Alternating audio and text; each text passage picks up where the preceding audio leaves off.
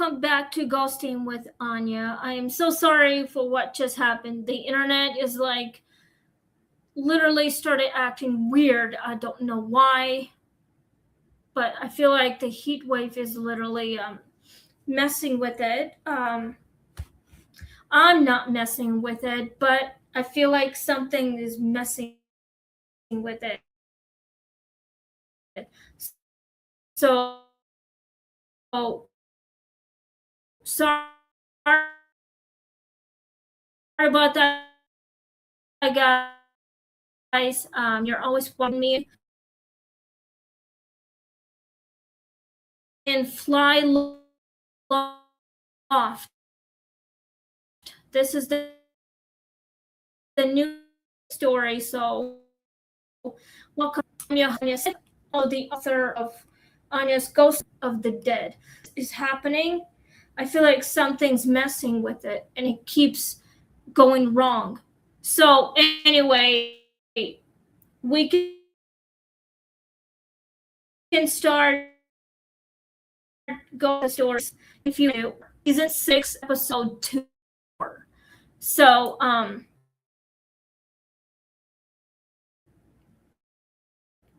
if you have any questions, let me know in the comments down below. But anyway, if it makes any sense, let me know in the comments down below. Anyway, if you have any questions, you're all welcome to. Sorry about my hair; it's kind of wet. Yeah, I was, but I was so sweaty because I was working at the bookstore. We're trying to get rid of them all, so we sold quite a few. But anyway, let's get started on the story. So please click like, share, and subscribe. And thank you for subscribing to my channel. I have about 48 subscribers. And I just want to say thank you to all of you guys who are truly fans of my show. My husband is not here right now because he's kind of swamped. He's to deliver pizza, and yes, he's gonna get me pizza and some salad. So anyway, let's get started on the story. Please click like, share, and subscribe to Ghosting with Anya right here on YouTube. And let's get started. It might be a bit short, but that's okay. Because after the stories, we will be doing question and answers.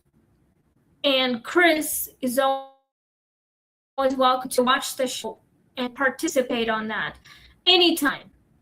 And little bear Arabelle, welcome too.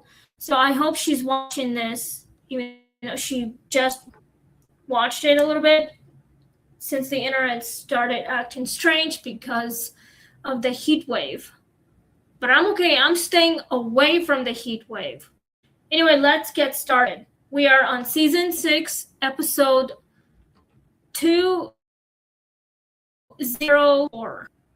The stagehand in the fly loft, season 6, episode 204.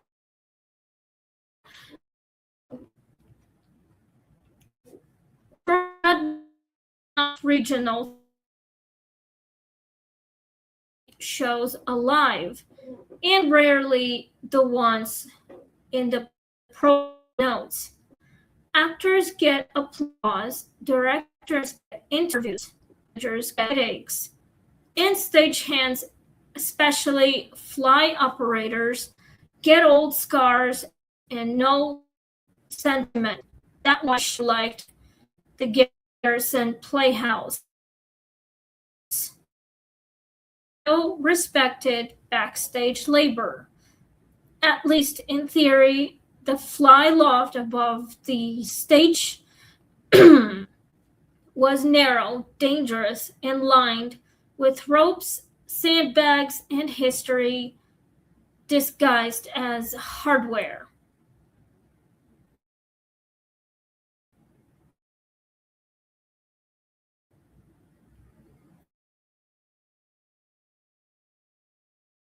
New hires were given one rule in addition to someone catwalk after midnight when no crew is scheduled. Do not answer. Automatically, Brooke assumed this was practical joke until line set 23 started, descending on its own during a lockup above the floor where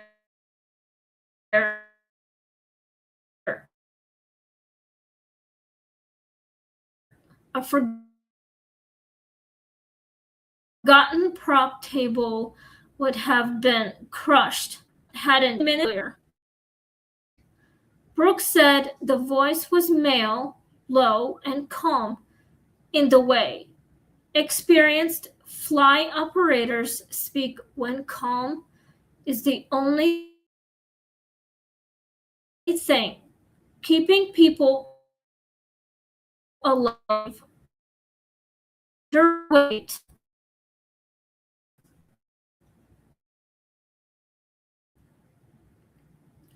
The direct nodded and had fix. After a frayed line snapped under load, he had managed, according to every old crew member who ever retold it, to shout the right corrections before he fell. Since then, the loft occasionally ran protective when people below left things where they shouldn't. Missed spike marks or ignored worn rigging or something signs Brooke found simultaneously eerie and professionally flattering. If she had to be haunted, she preferred being haunted by competence.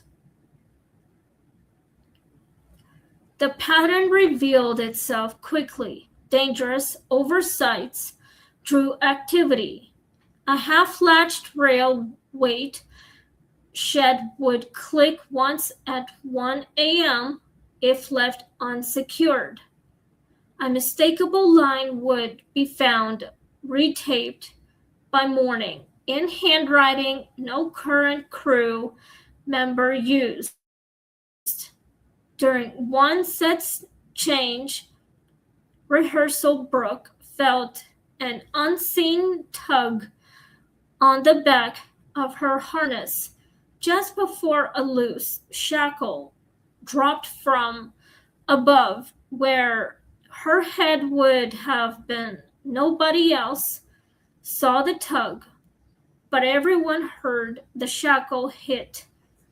After she stopped dismissing the warnings as old building wire weirdness, one night she climbed to the catwalk after hearing the words, "Mark your deck," whispered over the empty stage, and found in chalk, not her own, an X over a section of floor with paint not distinguish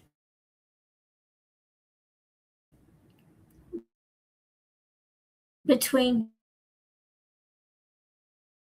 death and doing notes.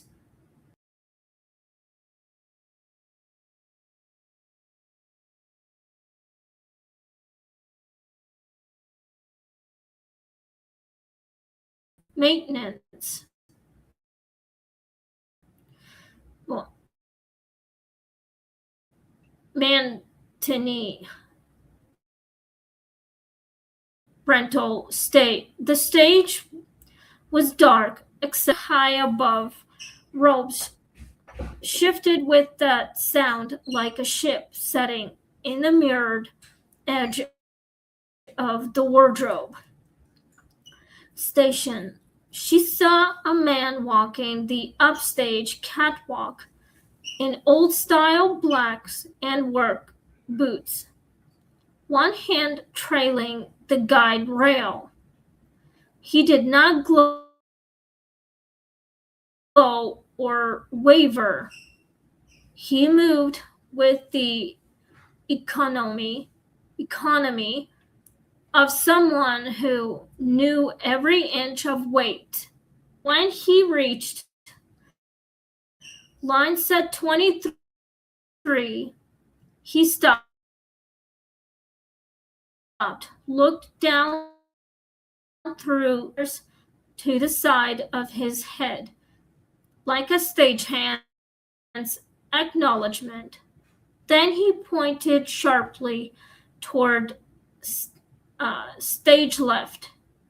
She followed the gesture and found a scenery wagon brake, not fully engaged. Had the overnight cleaning crew pushed the unit an inch, the entire painted staircase would have rolled.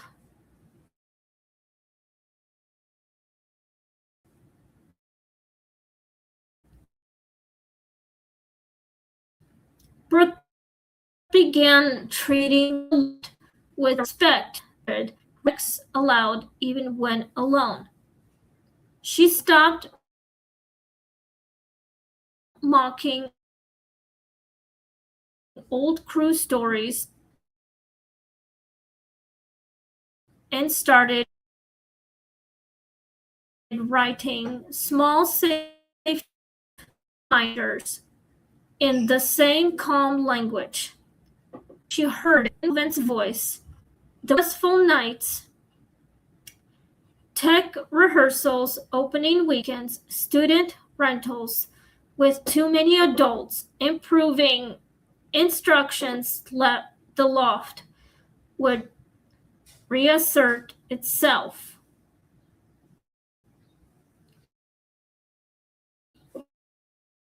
A rope would twitch over the correct pin rail. A safety latch would click after someone forgot it. Once, when an understudy froze under a mistimed set movement, Calvin's voice came over the dark from above.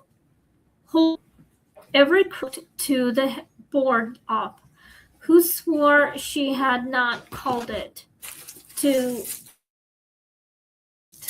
the hold prevented. Thank you.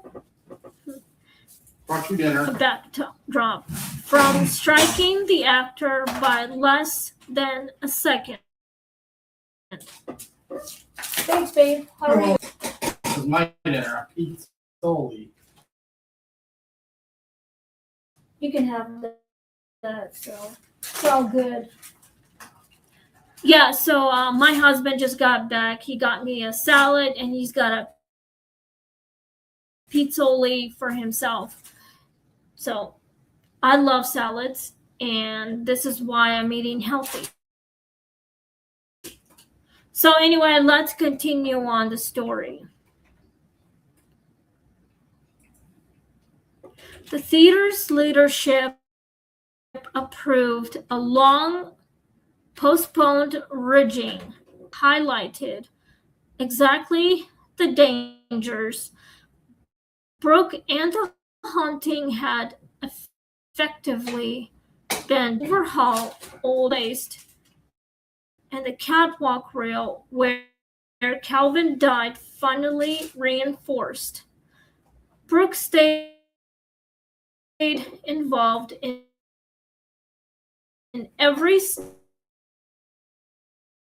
step, part out of professional pride and part because it felt Roman see the work done properly. on the final gathered below, while line sets ran in perfect sequence.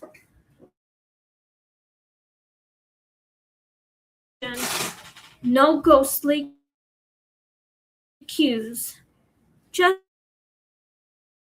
clean mechanics. Then from high-end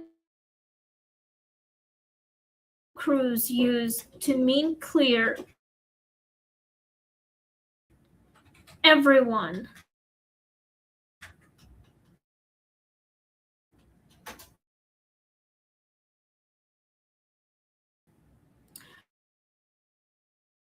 Looked up, Garrison is safer now than it has been in decades. New the story of Calvin Shaw.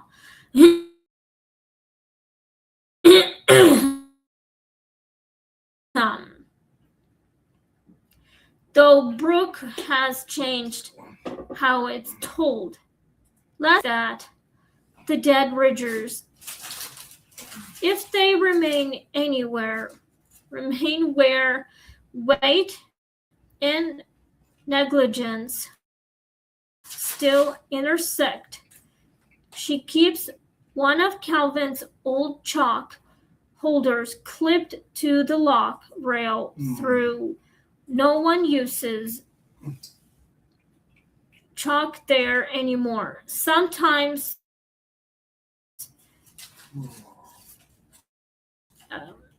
on a bad rehearsal nights, it's found moved a few inches closer to whatever needs marking. That's enough. The loft no longer feels hungry or tense. It feels watchful in a way any responsible space should. Some ghosts Brooke thinks are not looking for remembrance. They are looking passed away from minor injuries. I think he died because he was trying to the catwalk above the stage 23. I think something bad happened to him. I mean, he died from very bad tragedy. Welcome to leave me comments down below. So, like I said, if anyone has any experience with this kind of paranormal, you guys are welcome to. Came to my show, Cuckoo. Okay. Okay, baby. And yes, I did see your text messages on the live stream. Good. Well, eat your salad and do your show. Well, I do it for the people to be Okay. weird, but yes, I am going to eat after I'm done with this. All right, guys. So now that the story is done, I hope the story made any sense to all. What did you all think of the story? So let me comment if it touched your heart. What you guys think? Anyway, so let's get started on the questions. You guys are all welcome to leave me comments. So anyway, would you keep working in the loft after line set 23 on its own? I definitely would. My husband is home, so he would definitely want to work that kind of job, but we've never actually gone to a theater to work those kind of problems.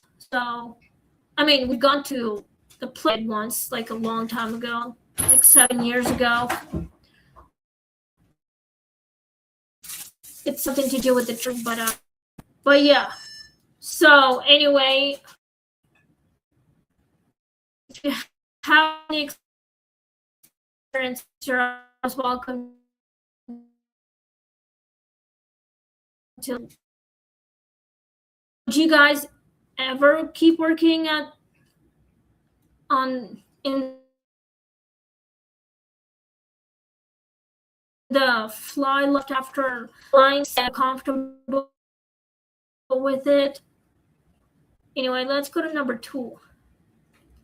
Do you think Calvin stayed out of duty, had, or unfinished responsibility? That is a great question. While trying to fix what was broken,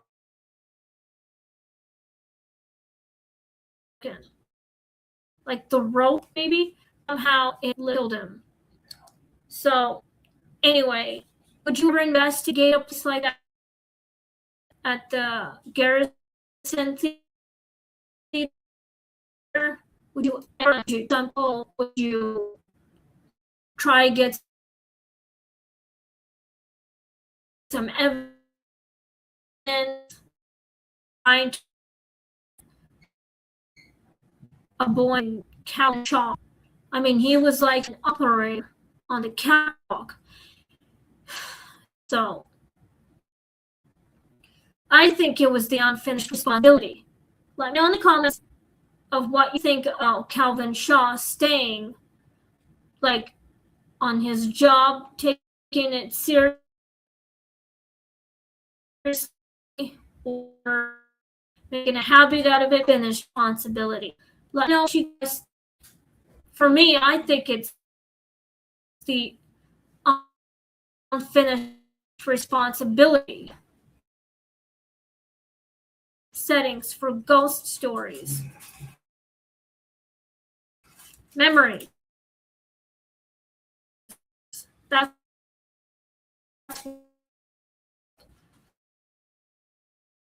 very emotional. It's a history of performing, and like Harry Houdini, he died while performing on stage, like over a few hundred years ago. So, but I think it's a lot of emotions. Very, very tragic way people end up dying at the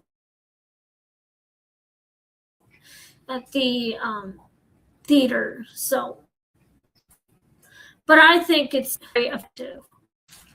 Very sad, tragic, emotional way. Spirits who did end up dying in those places, it's because they're attached to the place. They cannot leave because they're trapped. They're in denial. They don't know what really happened. They're confused about everything. And the reason why they're trapped because they don't have the truth. They don't really know what really happened. That is why they're seeking the truth. A lot of spirits are. So, I mean, if I told Calvin Shaw the truth about what really happened, if I found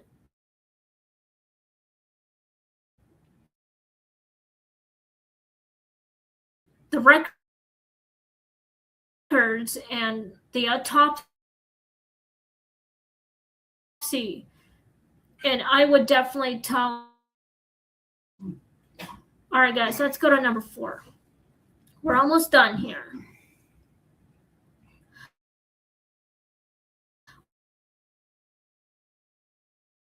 What was more unsettling, the voice cues or seeing him in reflection? Seeing him in reflection. Way. So, if you guys ever see Calvin, the operating guy on top of the catwalk, do not be afraid. He just wants to know what really happened to him. He is seeking the truth. Spirits are reliving they're reliving their deaths. And this is how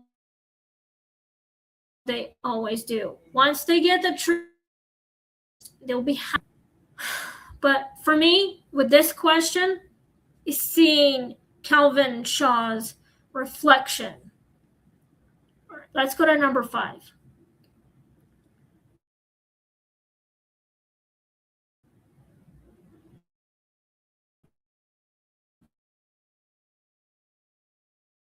Was Brooke right to treat the haunting as a my safety system would be a lot better?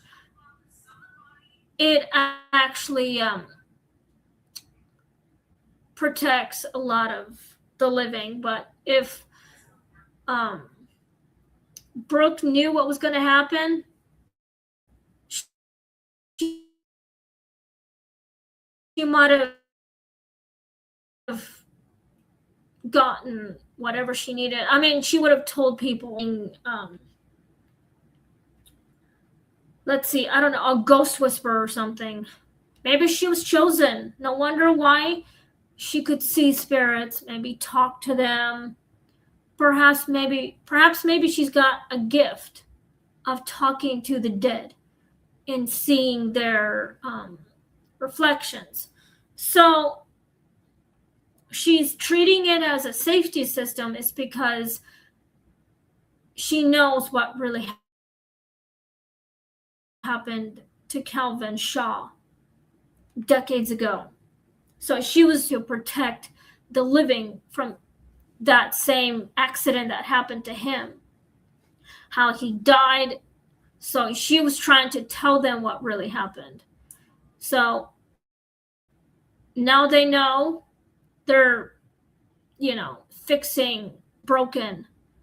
So if they have not fixed the catwalk, everyone would have died. So if they, they can't because they couldn't fix it, but now they can. And the accident was prevented for the new generation of the operating people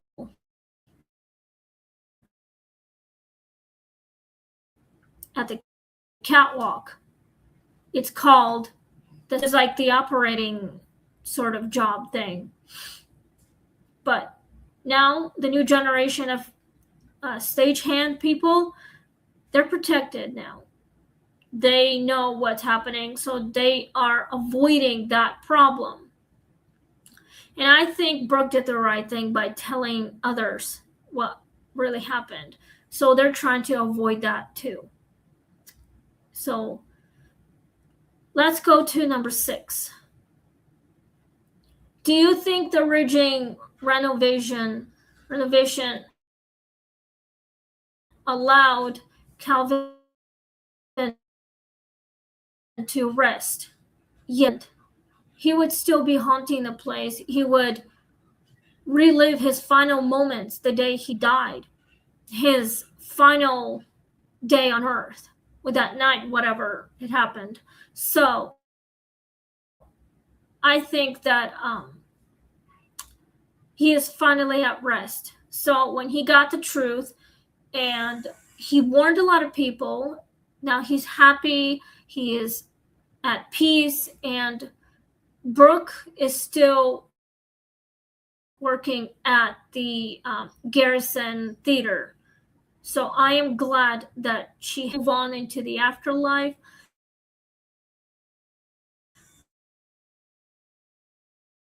Now people know what is going on. They're trying to avoid bird. and he is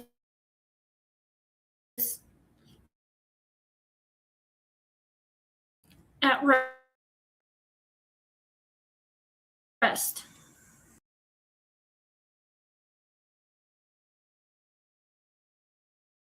So anyway, I definitely would. All right. We're almost done here. Let's go to number 7. What do you make of the phrase? I think the dead foreman is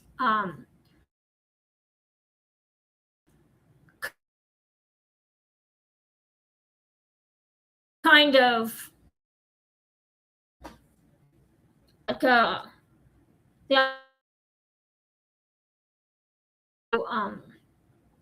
figure out how to avoid all the accident thing. See, not fixing it, and something bad happened, and well, he's like,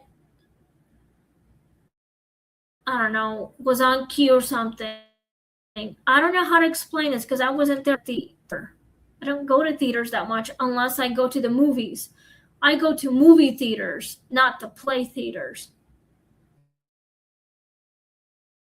Last time I did that was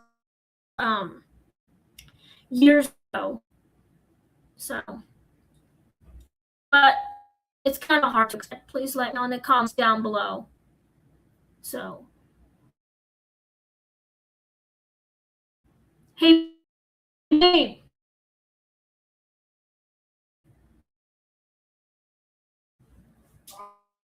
Here's a question for you. What do you make then? The dead foreman? Yes, that's the phrase. What do you make of it?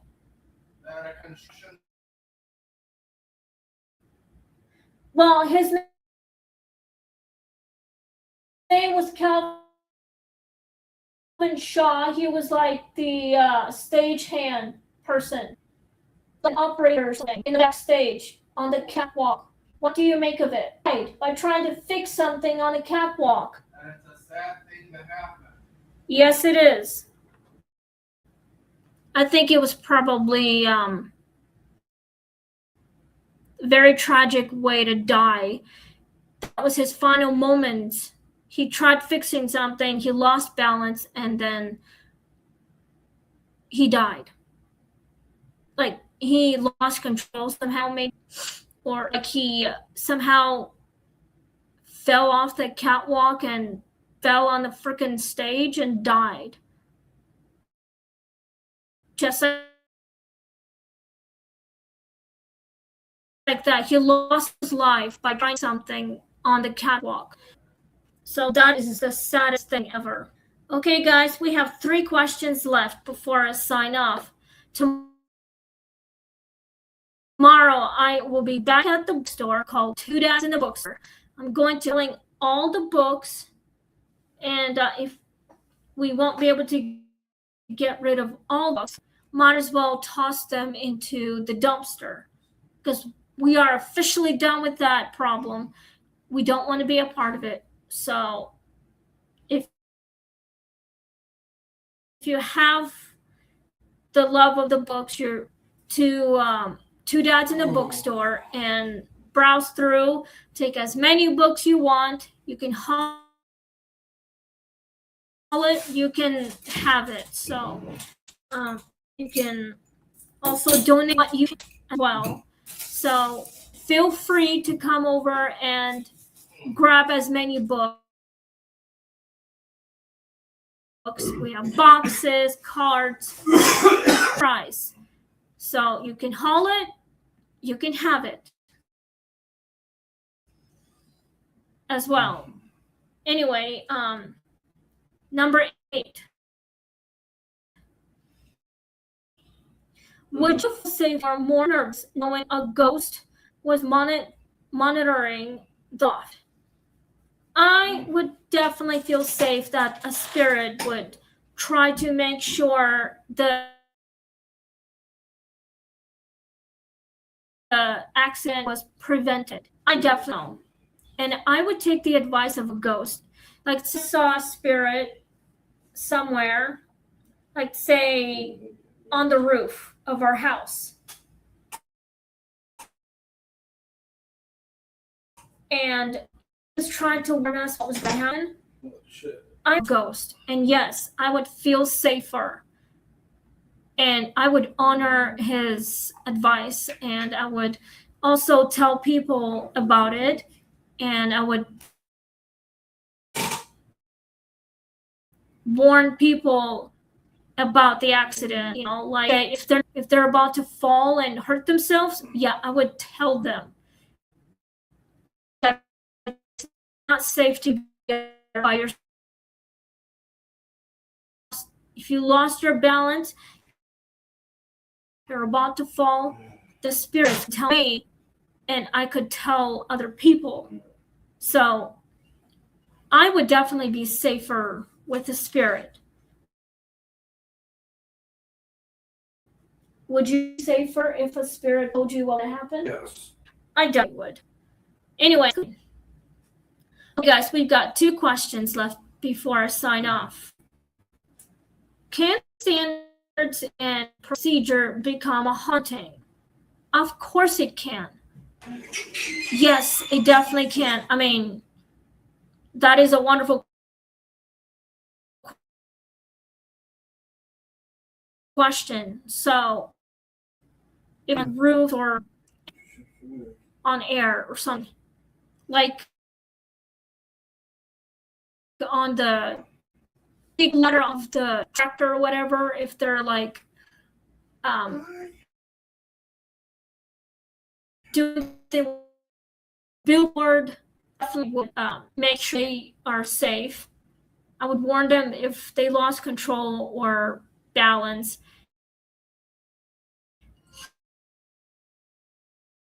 The guardian angels can literally protect it. Become procedures. Yes, it becomes a haunting. Let's go to number 10. Did stagehand him? Well, that's a great question. I would honor him by telling people to be very careful and avoid all the accidents, and I would tell them they should probably move to another spot so the accident would not happen. Like literally, I would tell people that the spirit of, especially on the catwalk, like literally, I would warn a lot of people, would try to help them, trying to save their lives. Like step back so the accident won't actually happen. And that's how I would tell him. I would help him by telling a lot of people that Calvin Shaw passed away of trying to fix something on the catwalk, and he lost control. He couldn't hold on to the ropes or whatever. He lost his balance, and that's how he died.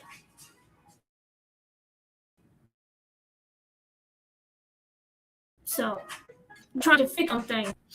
Anyway, guys, being part of my show, thank you for supporting this channel.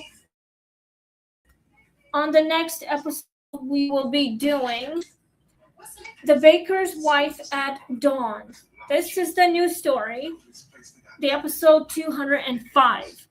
So,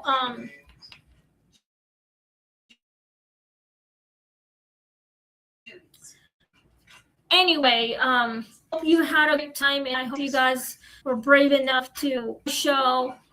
You are always welcome to join me on live stream. You are always to join the conversations. So, anyway, thank you for listening, and we'll see you on next time of Ghosting with Anya. Tomorrow night, 8:30 p.m. to 9 p.m. We'll be doing The Baker's Wife at Dawn. So, please click like, share, and subscribe. Thank you for subscribing. So stay safe, guys. Stay spooky and have fun, and drink lots of water, and get away from dangerous places. May God bless you and protect you. Um, but keep same thing for you. Stay away from places. Parents, please protect your kids from anything that could happen, especially accidents. If you didn't see what was going to happen, if you didn't know that the accident could happen, please protect your kids from anything, because bad things happen all the time.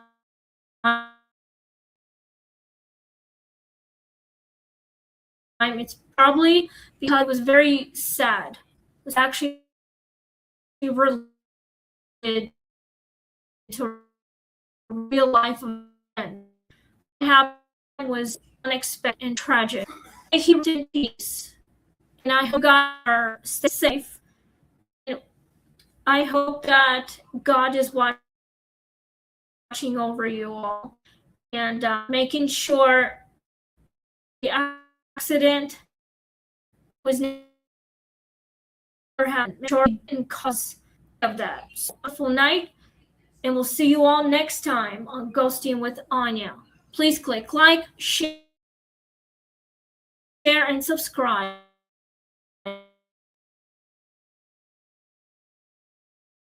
And good night.